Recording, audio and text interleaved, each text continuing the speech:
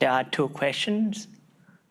The first one is to basically complete the correctness proof of how we construct the BSE hierarchy. If you remember, we show how to construct it, and there is one lemma which we didn't prove. We described the algorithm, the one that is based on dynamic expanded decomposition.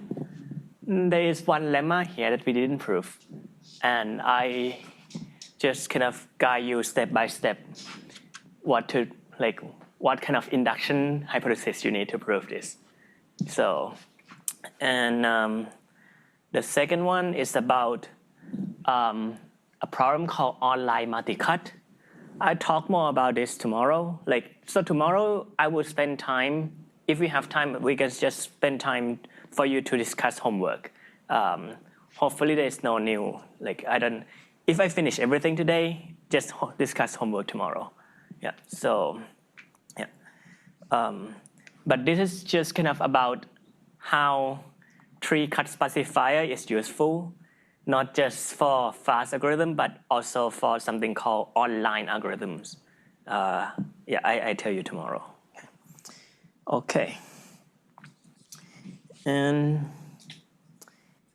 okay, so first thing is that let me recap a bit what's going on so far. So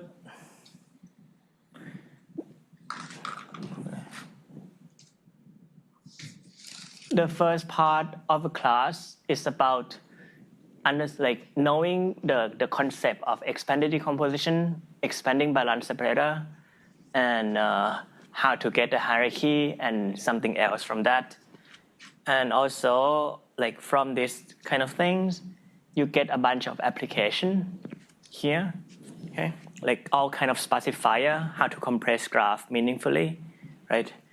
And later in class, we will see how to build fast flow algorithm from this.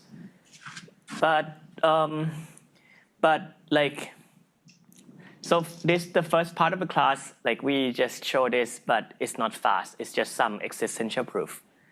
And the foundation of everything is cut machine game, how to make everything fast, and we just study this. So from now, we're just gonna kind of see how to compute this thing fast, and once you see how to compute both of these fast, then it will imply fast algorithm throughout. Okay, so that's the kind of the next phase of the class. Okay, all right. Okay, so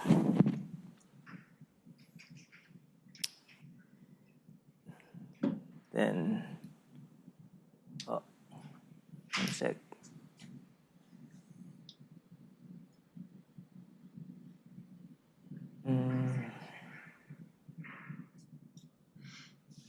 Okay.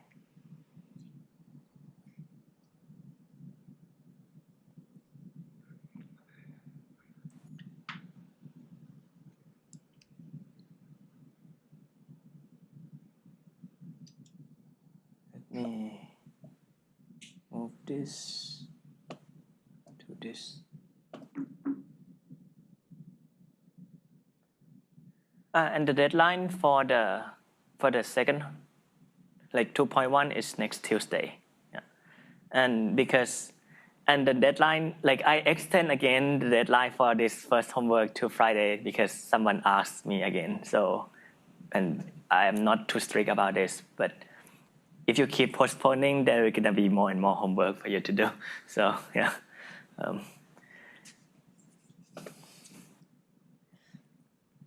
All right. Okay. So our goal today is to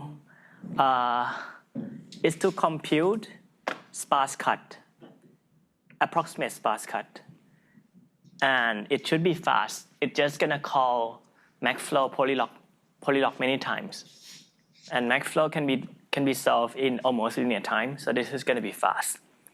However, before I start with anything, because we're gonna talk about MaxFlow, I just need to recall what is MaxFlow. Okay?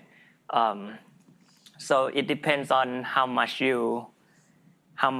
background knowledge you know here. So like I could be fast, I could be slow. So let me know if anything is not clear. Okay, but it's just gonna review the concept of flow. Okay,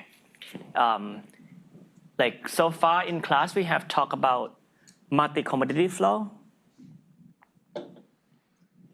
which is like it's like a flow where it's assigned value to each path, right? But single commodity flow is like kind of a simpler object. It's different from multi-commodity flow. This multi-commodity flow is something that we learn, we know this now. So let's talk about another thing called single commodity flow. Okay, so here, let's say that we have a graph, okay, and let's say it's undirected and has edge capacity C. Okay. Now, a single commodity flow, which I will use small f, okay, is just like kind of it assigns value to each pair of vertices, and you think like it just assign value 0 to the pair that is not an edge, and for the pair that is an edge, then it can assign some value. But like if I assign value like 10 from U to V, then it's gonna be minus 10 from V to U. So the intuition here is just that if flow from U to V is more than 0, it just means that there's some mass going from U to V in this direction, from U to V. Okay. So for example, if a graph is like, let's say you have a graph like this, right? And then let's say like from now f here, think of f as like it assigns value to each edge, right? And let's say that this is A, B, C, D, and maybe it's assigned value like 1 in this direction, 1 in this direction, and maybe this direction 2, this direction 2, and this direction 1. Okay, doesn't matter. Like it just assign some value to each. Maybe this is 0 here. Yeah. Maybe this is 0. That can be the case too. So here then, like a flow from B to C is 2. F from C to B is minus 2. That's it. Yeah. Okay. And we can talk about congestion. Well, congestion is just how much the flow on each edge exceeds the capacity. And the congestion of the whole flow is just maximizing this over all edges. So natural definition. And if the congestion is at most 1, then we say that the flow respects capacities. Okay. And now we can talk about the net flow going out of some node U. Okay. So, for example, what is the net flow? What is the net flow going out of B? So you just like intuitively you just kind of look at the flow here. Like it goes in to B like 1, but it goes out 2. So the net flow out of B is 1. Okay. What about net flow going out of C? It goes into like so out of C here is what?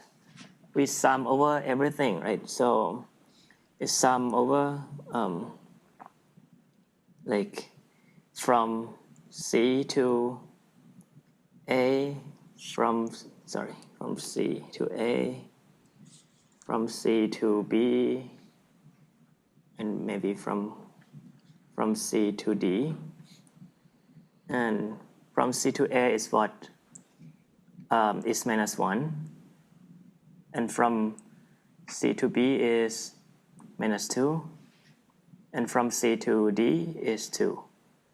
So this is just -1. And that makes sense, like just from the picture here, it's like you receive 3, you send out 2. So the total thing that you send out is -1. Okay? And you can talk about net flow into U, right? Net flow into U is just this thing, but flip this thing. So this is exactly minus of out of U. And so you can see that the total, the net flow out of U plus the net flow into U is just going to be 0. This is just notation. Okay. And I can talk about, like, I can define the net flow going out of the set S, which is just like summing over all, like F out. Sorry, this should be. This is just a total net flow of every node in S. And this is total, like for net flow into S, it's just F in of S, which is a sum of F in of U over all S. So do you see why this should be true? The total net flow for every node should be 0. Why is that? Yeah. Nothing is leaving the graph. Like for every in, it's someone else's out, so it cancels out. Yeah, right, exactly. So like for any edge here, if I put 10 here, it's just gonna contribute 10 to net flow of this node, but minus 10 to net flow of this node. So it just cancels out if you sum over every node. Yeah. Okay. And now here's a notion of ST flow. This is kind of usually the notion that we learn in basic algorithm class. An ST flow is just a flow such that the net flow on every node, which is not S and T, is 0. Meaning that, like, for every node that is not a source S or sink T, it doesn't like absorb or contain any flow. Like if some node U gets a total flow of 10, it needs to send out 10 as well. Okay? So like the way you should think about it is like, okay, this is S and this is T. And basically, if you look at, this is like some, maybe here is just one example of ST flow. If I say that this is 5, this is 1, and this is 4, this is 1, and this is 5. Yeah. So the net flow of this node is 0. This node is 0. The net flow out of S is 6. And this is minus 6. Okay. And the value of ST flow is really just as it should be. It's just the net flow out of S. So it's kind of like how much you send flow from S to T. It must be just from S to T because no one else receives any flow. The net flow on everyone else is 0. Okay. So this really just model how you send, like what's the rate of sending mass from S to T. Okay.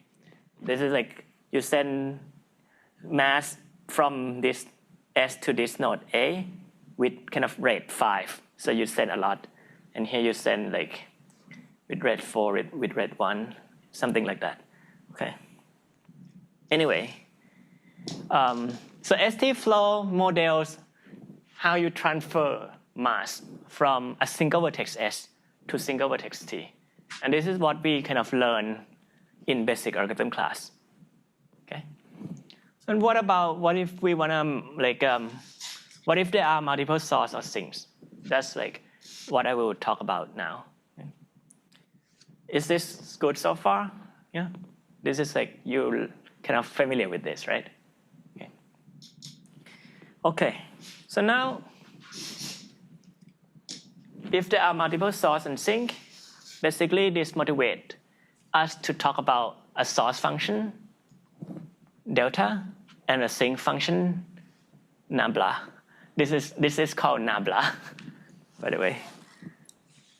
Nabla. But from now, I will just call this thing source and this thing sink. Okay. All right. So source function is nothing. It's really just a node weighting. Okay. It assigns non-negative value to each vertices. Sink function is another node weighting. Okay. So, but it's just two node weighting where we think of one as source, one as sink. Okay. We're just gonna call delta a source, nabla a sink from now. And what we want to model is the following. We want to model the following scenario where there's just no single source or single sink, but we want to say that each vertex V wants to send source of V, unit of mass, to someone else. And each vertex V can receive at most sink of V, unit of mass. For example, so source can be 3 and 2 and 0 everywhere else, and the sink, this is source. And the sink can be maybe like 1, 4, 1.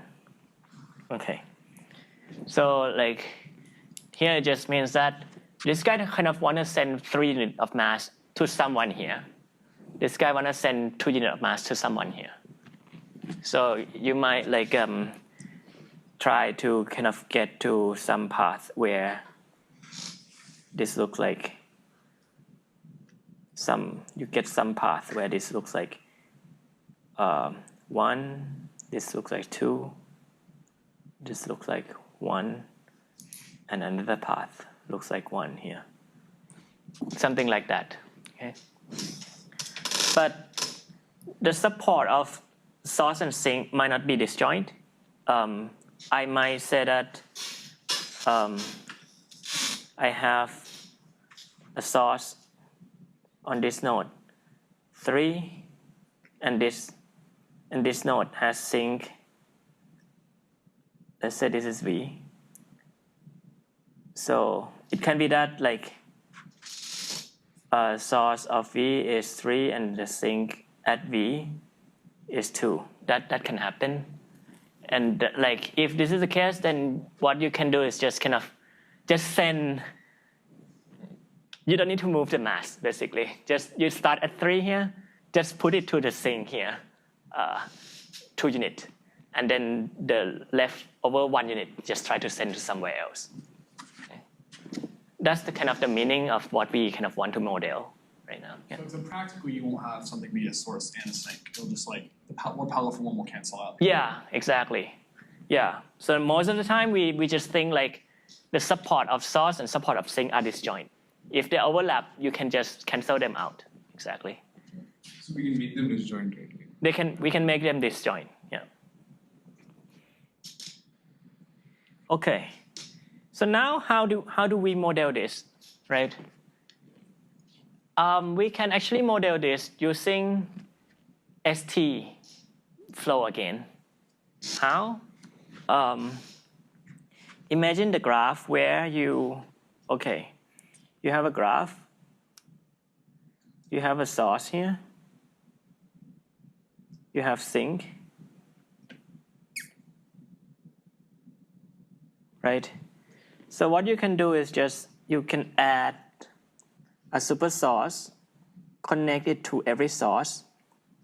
If this is node V, put the capacity here to be the amount of source that we has. And then for every sink, put the super sink T, and the capacity of this edge is sink of V, right? So when you ask like how much can you send flow from S to T, then it's really just amount to asking like it's like this guy wanna send flow from the source vertices wanna send flow from the sink vertices, and each source node can send at most now source of V, and sink node can receive at most sink of V, right? Okay. Right. So, like when you ask how much you can send flow, what is like the biggest value of ST flow in G prime? It's just now the same as asking how much you can send flow from source vertices to sink vertices in G, not G prime. Make sense? Okay. So now, yeah, like for example, just if you consider any flow in G prime here, where you add super source and super sink, right? Like if you just kind of obtain F, like let F be obtained from F prime by projecting into edges of G, which is F is just F prime when I just forget about edges incident to super source and super sink.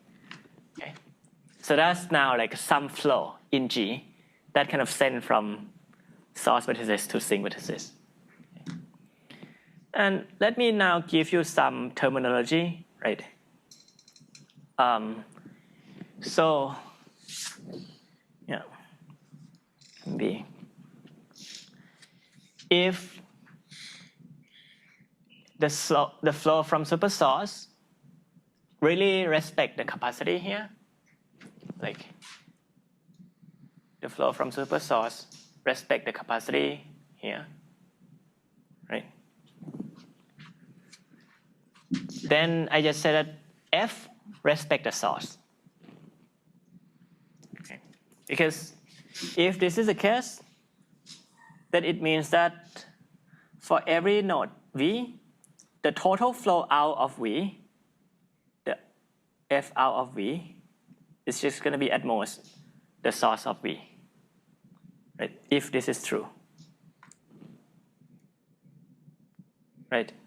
So if this is true, it just means that like we kind of respect this, like we have this thing, like we send at most source that like, yeah, anyway.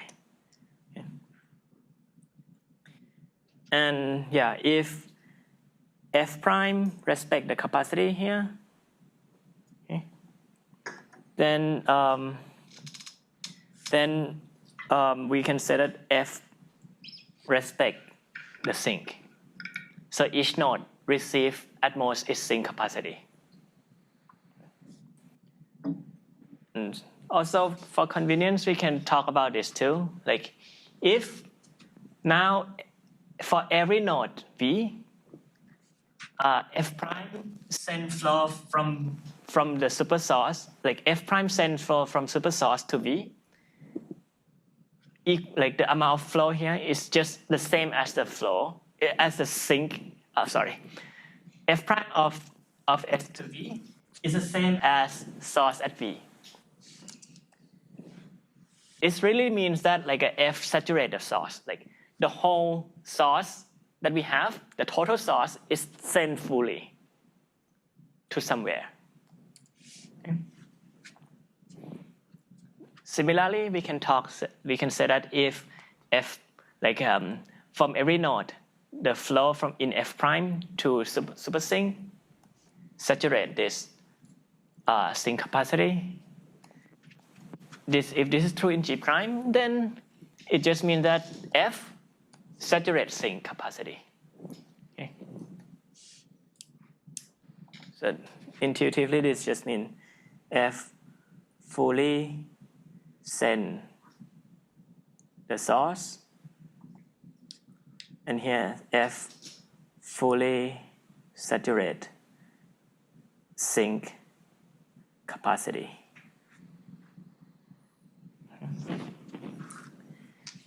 So I'm not doing anything much right now. I'm just trying to give you terminology that make intuitive sense, right? Does it make sense like intuitively so far? Okay. Good. And sometimes I will not use this too much, but like, yeah, like we can say that F send from source to sink here if F respect both. Okay, and F fully send the source delta to sink nabla if F saturate the source, so it fully send the source, right, and it respect the sink. Okay. Or if F send source to saturate the sink here, then I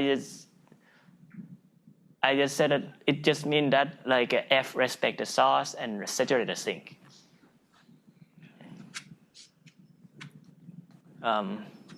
It's not too important here, but what's important is that I will use this thing. If I said that F routes source to sink, route source and sink here, I really mean here that F really saturate both source and sink. So here is important. Yeah. Here it means if I have a graph and I have a source and I have source, I have sink. Here it means that maybe like this is 3, 1, 2. This is maybe, I don't know, 1, 1, 2, 2. Yeah, right. Then we really saturated the whole thing, as in we have a flow that maybe it looks like 1, 1, 1, 1, 1, and 1 here, and then 2 here. So like the source, every source is fully saturated, and every sink is also fully saturated. If that's the case, if flow satisfies this, then we say that F route source and sink. Okay. It's similar to when we say that the multi-commodity flow routes some demand. You recall, like when we said multi-commodity flow F route demand D, here it really means that like F really exactly routes this demand. And so we use the same sense here, and like then this single commodity routes this source and sink, then it really exactly routes this source on every node to sink here on every node. Okay. So for example, if I have an ST flow, if I have an ST flow of value alpha, then with this terminology, we can say that F routes alpha times indicator of S to alpha times indicator of T. Make sense? It exactly route this demand from source to sink here. And also we can say that F send the source from this thing to saturate the sink here. As long as beta is more than alpha, so it sends some source from here to saturate, fully saturate the sink here. Okay. So hopefully this terminology makes sense. Okay. I'm trying to find words that is formal but also is intuitive. Yep. So wait, so if A is the max, if you send more than A, you say it saturates as it equals, right? Wouldn't it be more by the time it gets over there? Or Say it again. so A is the max value. Alpha. Alpha, yeah. So beta is greater than alpha. Wouldn't that oversaturate? Right. So here when we say that send from this source to saturate this sink, it just means that send some source. I see, okay. Yeah. It sends some source from here to saturate this thing. Got it. Yeah. So when we say that it sends some source to some sink, yeah. So it just need to respect both. F just need to respect both source and sink, but might not saturate. Got it. Yeah. Okay. So next, this is a simple one. Can you see why if I have that F routes source and sink, then the total size of source must be the same as the total size of sink. Why is that?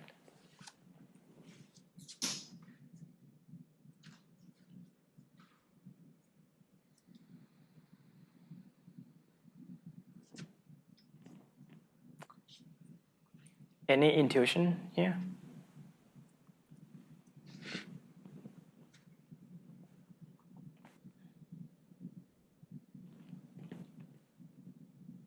Yeah, Jason. It's Michael. Oh, Michael, sorry. Sorry. So you have to send all the source to cover all the things. So intuitively it should be equal. Yeah. You can do. Yeah, right. Exactly. So the mass just start at source and it end at sinks. And every source just fully saturated and get to sink, and the sink are fully saturated. So they must be equal. That's the intuition, right? And how to prove this formally? Well, we can say that if we look at F out of U, right? If I have G and then we have super source and super sink here, this is super source and super sink. This is G prime, and you have U here. Then F out of U, it's just kind of the same thing. It's just you kind of sum over all flow that go into U and out of U, but you need to cancel. You need to cancel the flow on this edge to super source and super sink. So F out of U is F prime out of U, and you cancel the thing from here. Cancel the flow out of U to super source, and cancel the flow out of U to super sink here, right? But this thing must be zero. Why? Why this must be zero?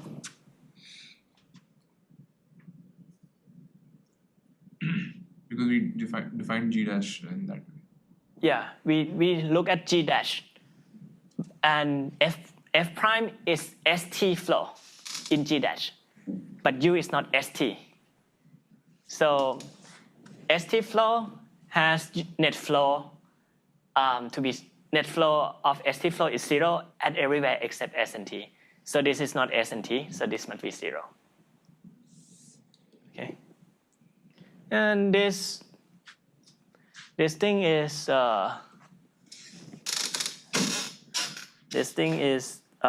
plus S to U, which is source of U. Yeah. This thing is sink of U, because F saturate both source and sink. Okay. So F out of U is just exactly source of U minus sink of U. And we know that like if you look at the flow out of everywhere, the net flow of everywhere is just 0. And when I sum overall, like I just sum this overall nodes U, so I get this term. On one hand, this is just F out of V, which is 0. On the other hand, when I sum overall this thing, overall U, this is total size of source minus total size of sink. So this thing minus this thing equals 0. So it just means that these two guys are the same. Okay. And next is if F saturate the source and respect the sink, then it must mean that the total source is at most a sink, right? And this should be clear now, because like if F saturates source and respects sink, then it means that F route sum demand, which is source and sink prime, where sink prime is less than this sink.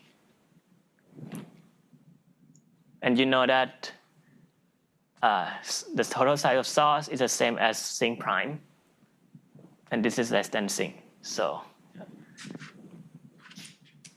on the other hand, symmetrically, if F saturate the source and respect the sink,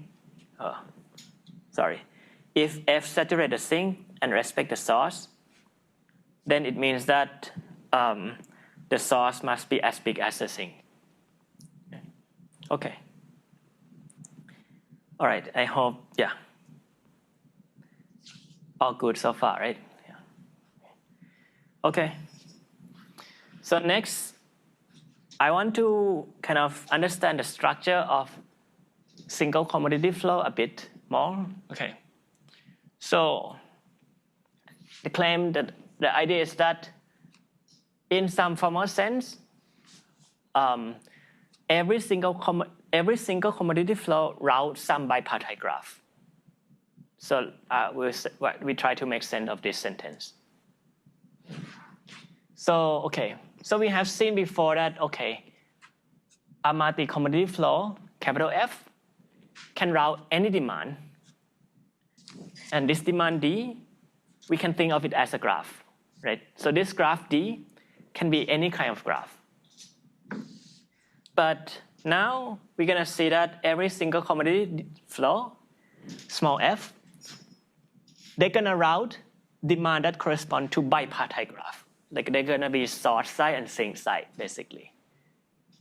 Okay. So we're gonna make this formal. Okay.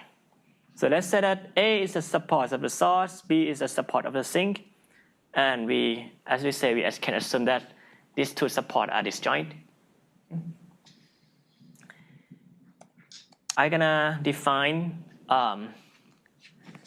delta nabla bipartite graph.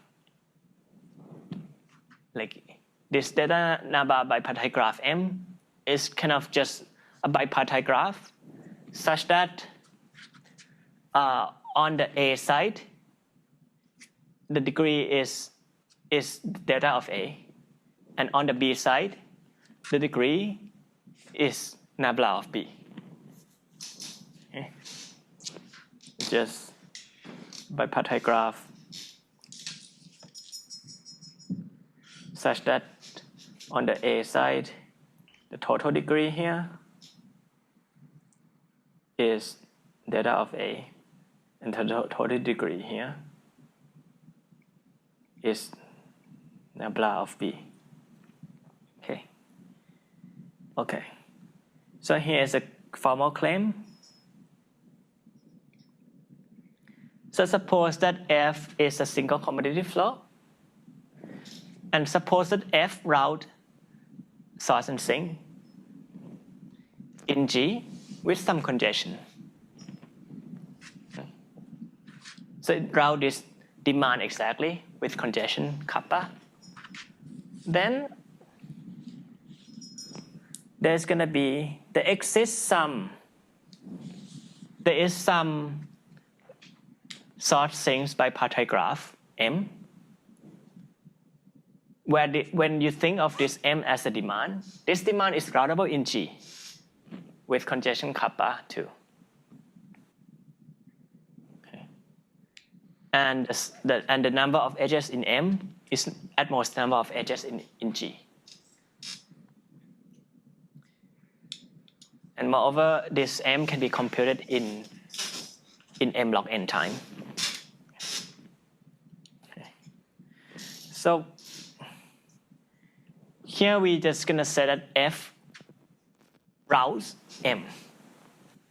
Okay. So like M is like kind of some bipartite graph correspond to how F route this demand. Okay. But before I go to the proof, any question about the statement? Does it make sense? Okay. So yeah, the claim is just if F route demand delta nabla, then delta nabla bipartite graph M is some delta nabla bipartite graph M is routable in G. Okay. So yeah. So in this sense, like every single commutative flow routes some bipartite graph M. Okay. Okay. So, and by the way, this M is not unique. Okay. It can be defined from F, but it's not unique. Okay. There can be different M that is routable in G. Okay. So to prove this basically just follow from flow decomposition. Okay. Have you seen flow decomposition before? Like that every flow can be decomposed into path and cycle? Anyone haven't seen it? Okay. So, okay, I go through it quickly. So, yeah, to prove this, we need a decomposition of flow. And to do that, let me define this graph. So, suppose that I have a graph G, right? I have a flow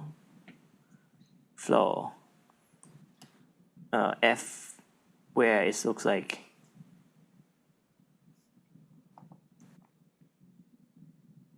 like this, something. So G is G is undirected, but know that the flow F here, it has some number on each edge. It has some direction. This flow F has some direction on every edge, and some number. Okay. So what we're going to do is just define this thing to be a directed graph of F. So it's really just nothing, but it's really just a directed graph defined by F, just by looking at the flow F. Okay, that is like you have this edge from U to V, directed edge from U to V. If the flow from U to V is the flow go from U to V. Yeah. So F of U and V is positive, and the capacity of this edge is just the flow. the amount of flow. So this blue thing is directed graph, although the graph G, the black thing, is undirected. Okay. And here's a claim. Maybe let me give example first. I give example maybe by doing this. Then maybe I start with this thing. Okay.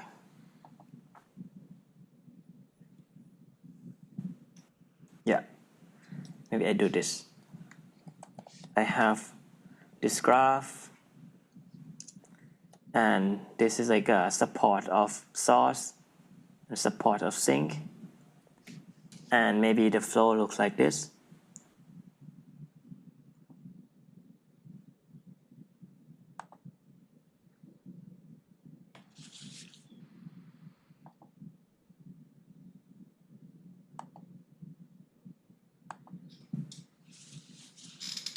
Where this is like 1, 1. Yeah, everything is 1. Okay. So this is F. Okay. So, and you can think of all the blue edges as the F. Okay. And you can see that I can actually decompose the F into path and cycle. How? Like this is like a first path, and value of this path is 1. This is a second path. Oh shoot, maybe let's see. This is not right. Let's see. I do it differently. Maybe this thing.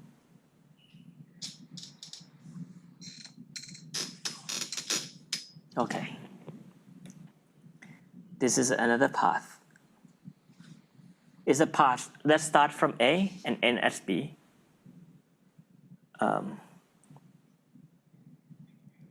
This is of value 1. And this is another cycle of value 1. So this path and cycle, when you add them up together, they just become this flow F. Right. Okay. And note that like this flow F, it routes. Yeah, if I give this name maybe A, B, C, D, then it just routes 1 from A and from B to CD. It routes this source sink, and this flow F can be just kind of decomposed into path and cycle like this. So this is just one example, and the statement, the whole statement, the formal statement is here. So what is this formal statement? Okay, so if F here routes the demand delta and nabla, where delta is support and on A, nabla is support on B, then there exists simple path that start from A to B. The simple path have collection like P1 up to PP. Each has weight something positive. And also there is directed cycle, each with positive weight. Okay. Such that you can write this F as a vector here as a sum, the positive sum of some path and positive sum of this cycle. It's just the same as what happened here. Okay. Like this thing is just kind of like a kind of indicator vector of the path. Okay? This thing is the indicator of vector of a directed cycle.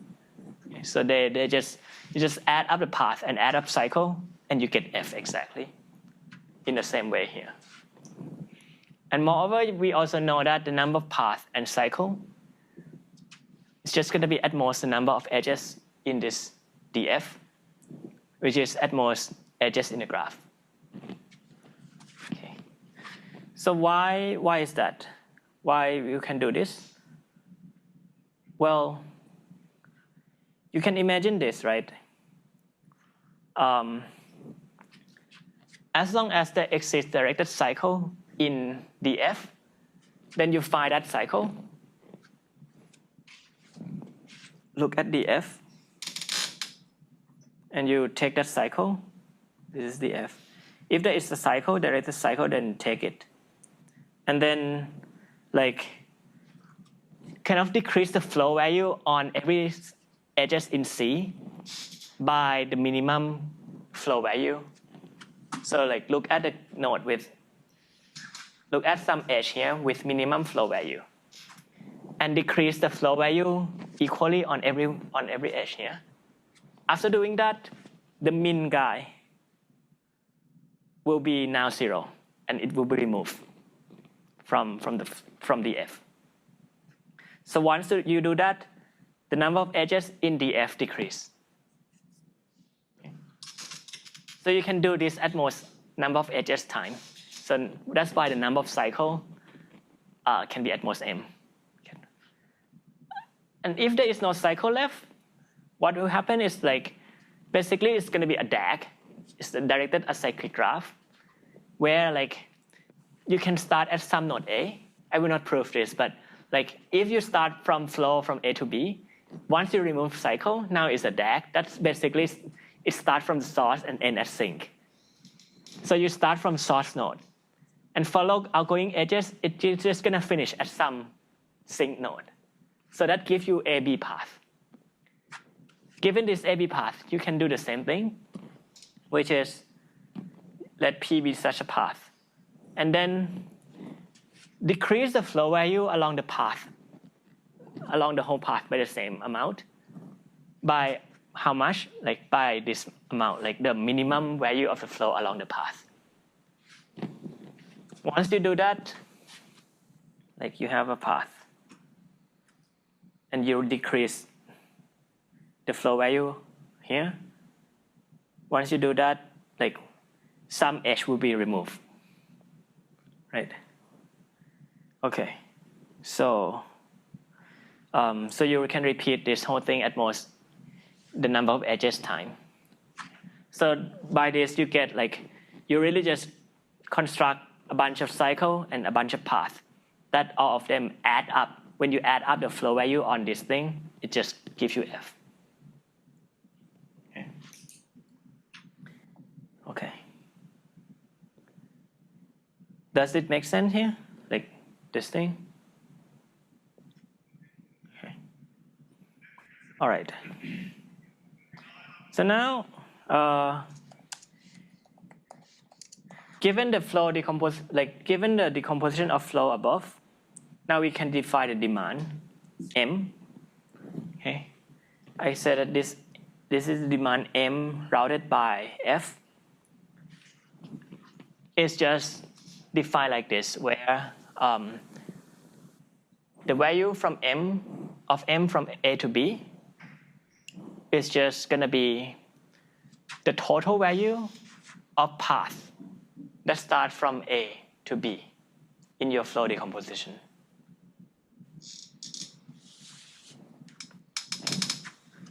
So if you have, like, flow decomposition, you get this path with value 10, start at A and B, and there maybe another path here of value 5. Then MAB is just 15. So it just really just how much you send flow from A to B, how much F send flow from node A to node B. Okay. And you know that cycle contribute nothing to this M. Because in a sense, cycle just circulate flow. It doesn't really transport anything. Okay. And so, by the way, this flow decomposition is not unique. The procedure that we just described is not unique. So M is not uniquely defined from F. Yep. So like we remove the cycles first and then we like isolate the paths, right? Yeah. So how can we like have two paths from the same A to B? Two different paths from the same A to B? Oh, so for example, if the graphs look like this, you can have one path here, and then you have another path here. Okay. Like there's no directed cycle, but there still can be many paths, directed paths from A to B. Yeah. Okay. All right. So you can see that when you construct M like this, right? You can think of M as a demand that is routable by G. M is a bipartite graph between A and B, and it's routable in G by which flow? It's just the flow that is defined from the path decomposition of F. Okay. So that is, if I just let F be the multi-commutative flow, where like I say that I send flow along the path Pi with value Xi, where this path Pi is just the path from the flow decomposition of F, right? That define the flow F, the multi-commutative flow F. Okay, and you can see that F routes M, just from definition of M. Like this thing is just the flow value of the total flow value of F from A to B, right? Okay. So F route M, and the congestion of F, the capital F here, is the most the congestion of small f, just because like these paths are just decomposition, like it's a part of the flow.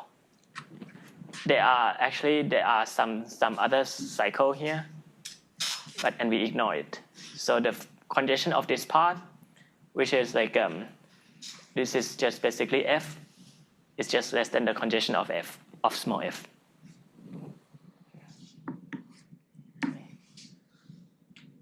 And yeah, you can see that here, M is the delta nabla bipartite graph, and the number of edges is the most number of edges in the graph. Just because, well, the number of non-zero of M is at most number of paths that we decompose, which is at most number of edges in G. And yeah, like the total, like for every source node A, the total flow, like the degree of M, degree of this node, the source node A in M, is just exactly the total flow out of this node, which is source of A, because F routes source. And the same for sink. Okay. So you really get that M is this bipartite graph. Okay. So this basically complete the proof except the running time on how to compute M. And we will omit this. Like I will omit how to compute M in M log n time. If actually you can think of it yourself that if G actually has unit capacity, then you can do flow decomposition in linear time just using the first search. You can think how to follow the algorithm that I just described in linear time. Now, if G is capacitated, then just doing my algorithm will not solve that in linear time because, for example, if you look at this graph, like let's say that there are n edges here, there are n edges here, and this is like of size n as well, and the capacity here, every edge here has capacity n, and the capacity here is 1.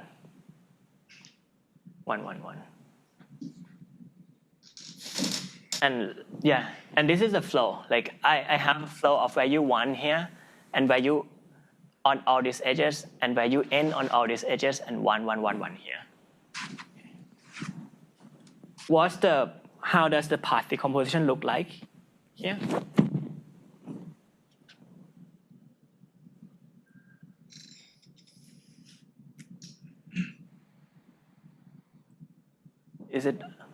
Do you understand the question? So it's all just paths from. So like for any pair we have like one path. Yeah, for one, let's say this is node A1 and B1. From A1 to B1 you have one path. From A2 to B2 you have another path. For AI to BI you have one path. So the total size of this path is n squared. Although the total size of the graph is just n. So it can be that the total size to represent this path is just bigger than the graph. So you cannot just spend m time the size of the graph just to do this. But this is called flow decomposition barrier. In literature, there are many algorithms in literature that just suffer from this barrier. You kind of need to spend time proportion to the path.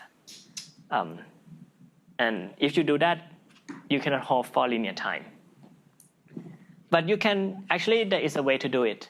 Using some data structure called link-cut tree. You can have a look how, yeah. Okay. All right. Wow, I spent really a lot of time. Okay. Okay, so next is notion of ST maxflow and cut, ST min cut. Okay, so ST min cut. Okay, first ST cut is just some set that contain S and not T. If L contains S and not T, then I call L ST cut. And the size of the cut is just the size of the capacity crossing. This is like a size of the cut. And there is a simple fact that for any ST flow F and any ST cut L, then you know that the value of the flow is at most the size of the cut. Why is that?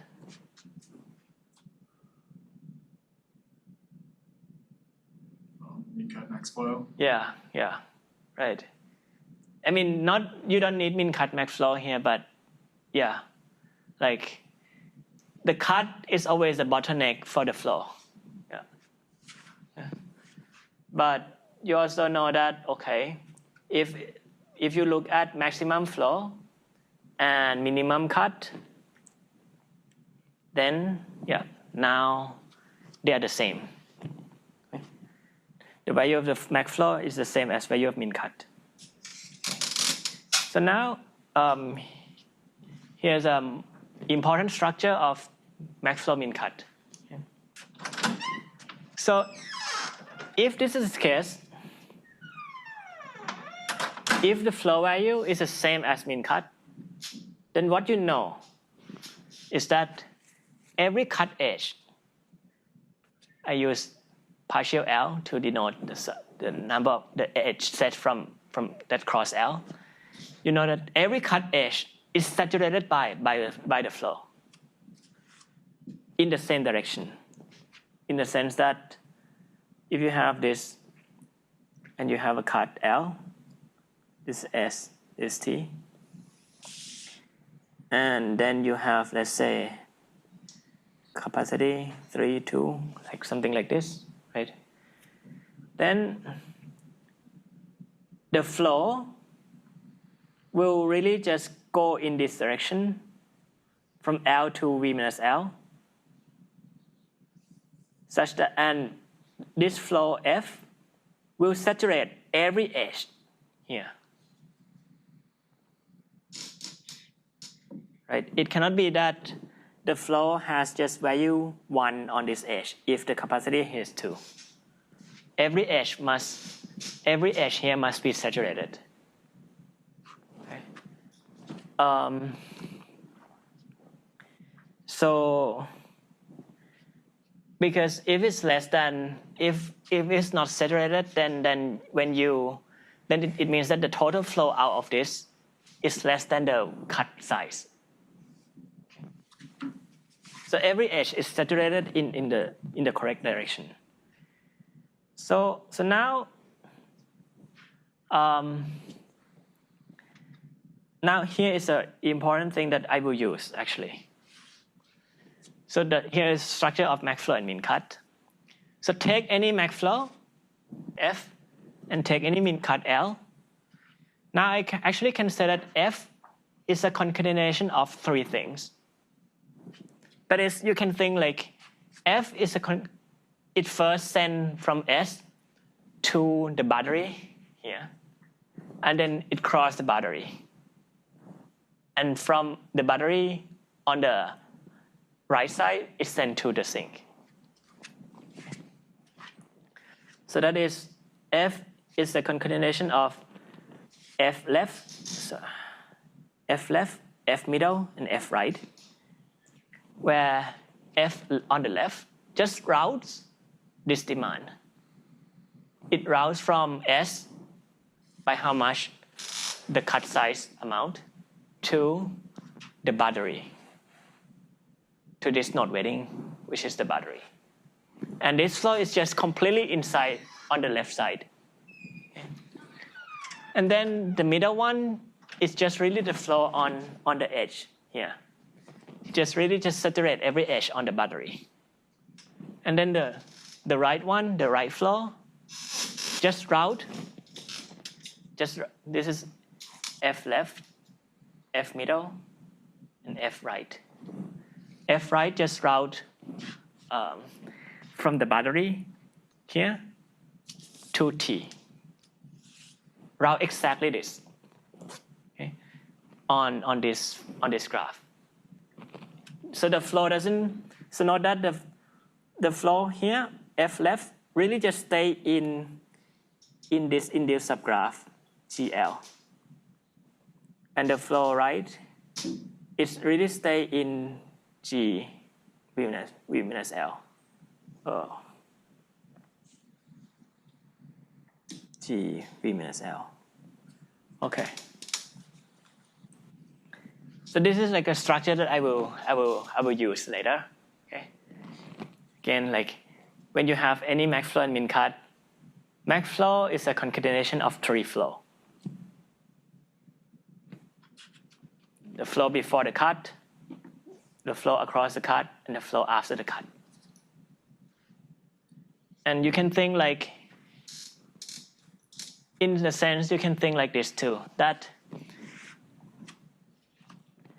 the edges crossing the min cut, like you can fully saturate source from the min cut to sink. And from the source, you can fully saturate the battery. Okay? So you can think like this. If you have this is a min cut, then every edges here can receive flow from the source, and every edges here can fully saturate. Like every edges here can fully, like the source from here, from this battery, can be sent to sink. So like you can think like the min cut can send flow from itself to both source and sink. That's the mental picture you should have in mind. Okay, not every cut is like that, but if it's a min cut can send flow to both source and sink fully. Okay. And now what if the picture, like what is the structure when we talk about not ST flow? When we have like a source set and sink set, like source function and sink function. Well, like we can just try to have a look what happened. Suppose that I have G, delta, and nabla, source and sink. What's the structure of max flow min cut like here in this context, right? So what you can do is just again look at the graph, just add a super source and super sink, and then look at G prime when you add super source and super sink and apply this theorem on G prime, and then look at what happened in G. Okay, so I look at max flow in G prime and min cut in G prime. Like F prime is max flow in G prime, L prime is min cut in G prime, and then just project F, like project F prime to F, and project L prime to L. Like, okay, so L prime is nothing but L is just L prime minus S, and F just the same as F prime except that we throw away edges on the super source and super sink. Then let's draw. Okay, what will happen? So you have graph and you have S and T. Okay, and let's say that you have a source here and you have a sink here, right? Maybe I draw it a bit bigger. Source here and sink here. Okay. But now let's say that okay, so you have this thing.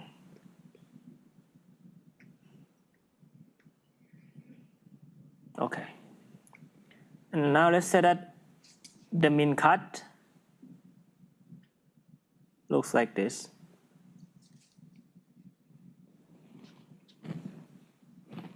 Okay. Okay. Then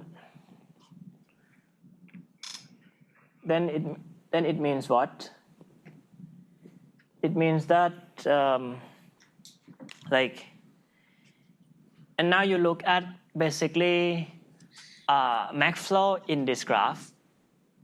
Max flow is concatenation of three things: the flow on the left side, and then cross the min cut, and on the right side. Okay. So the flow on the left side is really just then what? Like if this is edges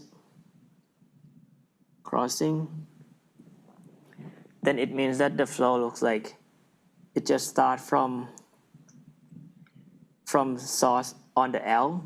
This is like a source intersect L, and it will go to saturated all of the cut edges here, and also saturate the sink inside this thing too, right? Because this thing is like a cut edges here too, like this is the cut edges of L prime. So like I just have flow that go from S to saturate all the cut edges. So it just start from, and if you forget about S, it's just start from source intersect L and saturate all of the edges that is here and the sink here, which correspond to the two cut edges. And then there's going to be another flow on the right, where it really just means like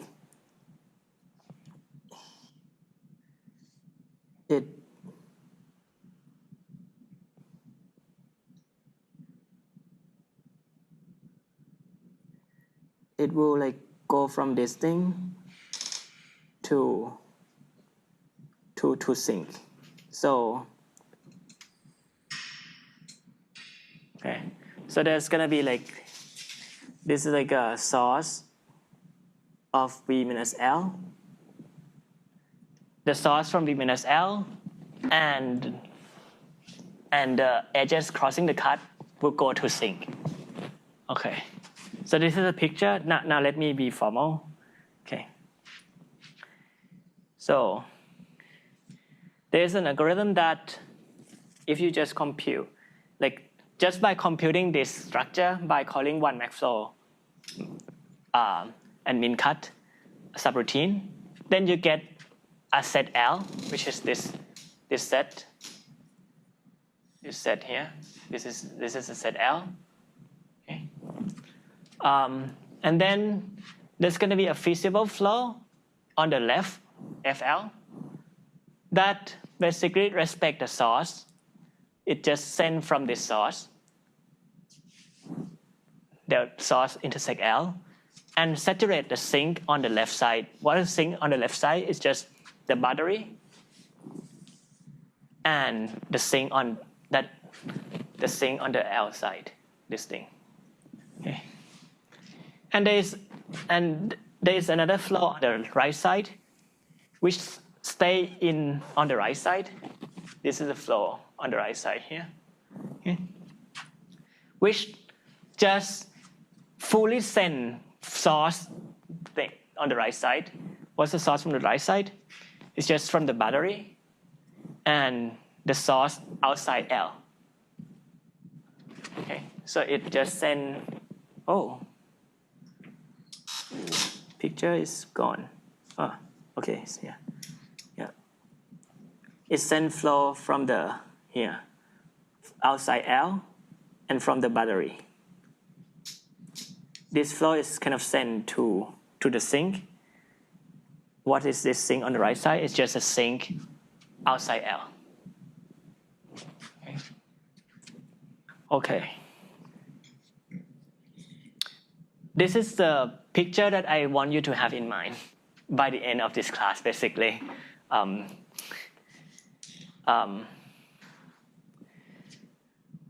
Okay. Any question about this statement? Yeah. For the, like I said, nabla intersect L, isn't that like a part of the boundary because they have edges crossing? Nabla intersect L? Yeah, because if it's in nabla, then it's connected to T, right? So yeah, this is kind of the battery, right? So it's the battery in G prime.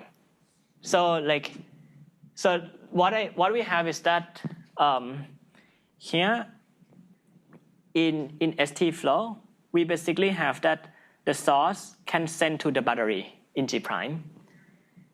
And then, so this is exactly the battery in G prime. So we get that the flow on the left can be sent from the source on the left to the battery in G prime, which is, this is the battery in G plus this part, which is another battery in G prime, another part of the battery in G prime. So it really just follows from the ST version. And similar here, like this is battery in G prime on the right, which is like this thing, like this is like the cut. This is a cut that is that like this is a cut that cut S out of the graph. This is a cut here, and the cut here, which is the battery. So the battery is sent to the SuperSync. This battery can send flow to SuperSync, and to send flow to SuperSync, it must go through this guy. Okay. Yeah. So again, like the source here gonna saturate the battery here, and the battery here is like fully sent to the sink. Okay. Yeah, we will use this structure like kind of again and again actually in like next 3 lectures. So this is like a picture that I want you to have in mind. Every MACflow is just concatenation that it saturates the battery, and from the battery it sends fully to the sink. Okay. So I guess I just finished half of what I want to do, but I continue tomorrow then. Yeah, see you.